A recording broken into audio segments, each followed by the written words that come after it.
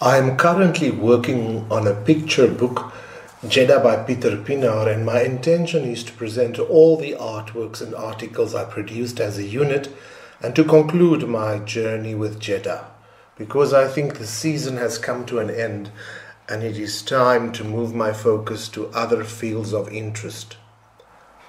However, as I was writing the final chapters of this coffee table book, the pile of scarves in my cupboard was disturbing me in a good way. I kept on thinking about how I could photograph them so that I could display them meaningfully in my visual tale. I considered going to a dressmaker to borrow a mannequin so that I could drape these scarves around it in order to make them shine before they will disappear from memory. An idea popped into my head. Why don't you ask your beautiful and handsome friends to model these scarves, ties and aprons in the old city for you? By having my friends displaying these scarves on location would make them seem like authentic arty accessories, I thought, and the old city, which inspired the artwork on the scarves and other items, could be shown too. I posted my idea on my social media platforms and my friends thought it was a great idea. It took about a month for me to organize the event, not because it was difficult, but I had to ensure that the lady who organizes the walkabout tours in the city, Miss Abir, who is a dear friend of all people who want to draw attention to this World Heritage Site, was available for legal reasons. The date was secured. Our photographic morning would take place on Saturday, the 16th of February 2019 at 9, because then the people living there are still resting and we have freedom of movement and not many spectators to hinder the photographic action. I am not a qualified events coordinator and I was a little nervous. In order to make sure I had all my ducks in a row, I decided to visit the sites on the Friday morning, the 15th, and I took a few short video clips which I could send to the friends who said they were coming, because some of them would visit that part of the city for the first time. My videos did the trick, it seems.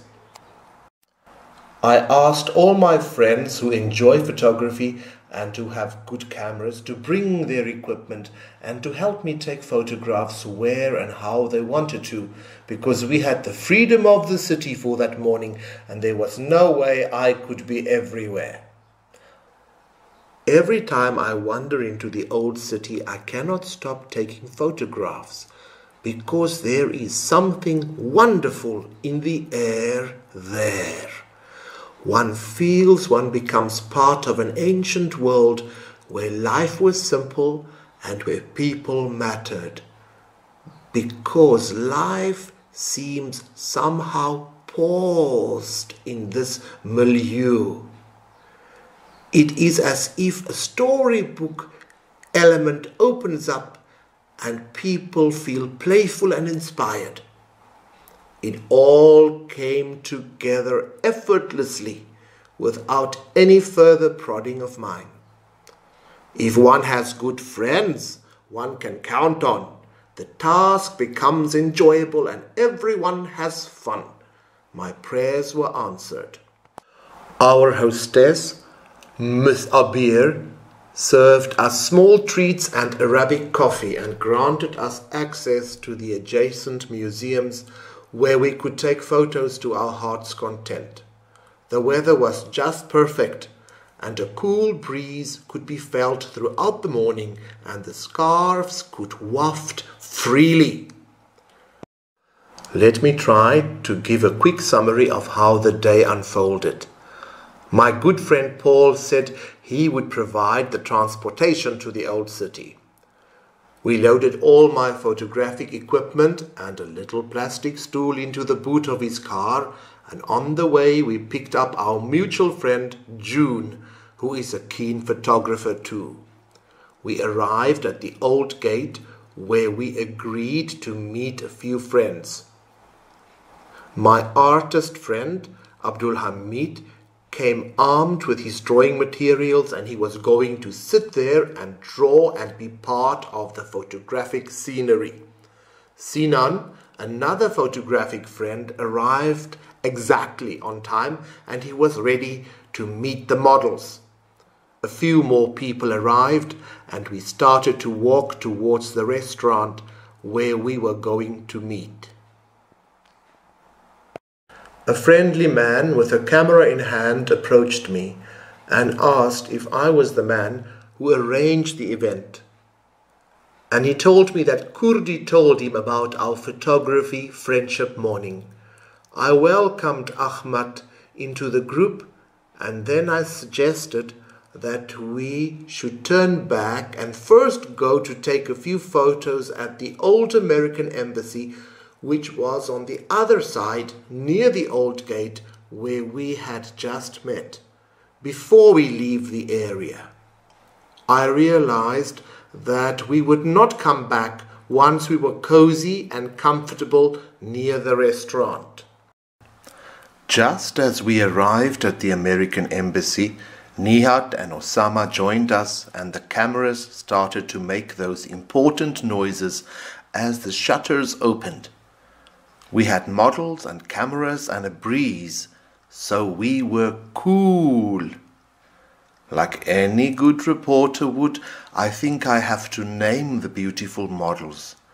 Here they are in no particular order: Talita, Mariki, Nihat, Kathy, Mahda, Alida, Marion, Janetta, Mesa and Caitlin.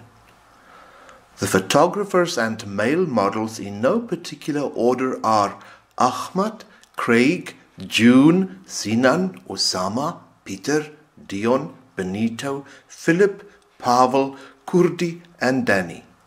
And the winners are all who came along. Once we had exhausted the American embassy vista from all possible angles, we lifted the bags and equipment and started to walk towards the rustic destination. At the restaurant I met Miss Abir, Kurdi, Dion, Benito and Philip. I was very happy that all the role players were there and that they could follow my geographical nudges. They were ready to pose and ready to socialize. Slowly people returned from their first round of photo shoots, and the coffee and cake came into view. I took some photographs of my male friends, and then Craig and I went with Miss Abir around the corner to take photos of her with a green stamped scarf in front of the beautifully carved wooden doors. A few moments I remember clearly are Dion ringing the bell for the coffee and cake, Benito looking very smart in a Jeddah scarf on the steps of the restaurant, June showing the ladies how to fold the scarves elegantly and some Saudi men helping him too, Mariki and the other ladies finding a cat and having some homely moments, Mesa and Abdul Hamid sharing their jokes near the entrance, Kurdi and Paul pretending to make phone calls on the old phone, and Nihat wanting to make June her personal photographer. At the end of the photo sessions, many of us gathered at the open area at the top of the restaurant, where we enjoyed good conversation, which was strengthened further by good coffee and slices of sweet saffron and chocolate cake. Old friendships were revived and new friends were made. All good things must come to an end. We thanked everyone, said our goodbyes, and then Danny arrived just as we were carrying the equipment through the restaurant door. He apologized for being late, and I graciously and gratefully accepted his apology. We decided we simply had to photograph him too. And we all disappeared into the little art gallery near the restaurant and enjoyed our last photo session. Allow me to add a flattering comment which I received 2 weeks after the event from a Jeddah friend who now lives and works in Colombia, and his comment did not make sense to me. But with a little help from Google, I became enlightened. This French friend bought many of my Jeddah items through the years, and a mutual friend of ours had sent him the photographs of our Scarves in the Wind photographic session, and he was impressed by the lovely photos of the models wearing my Jeddah accessories. He told me per WhatsApp message, "You are the Karl Lagerfeld of Jeddah." And I chuckled because I did not know much about the designer then, and my knowledge about fashion is rather limited.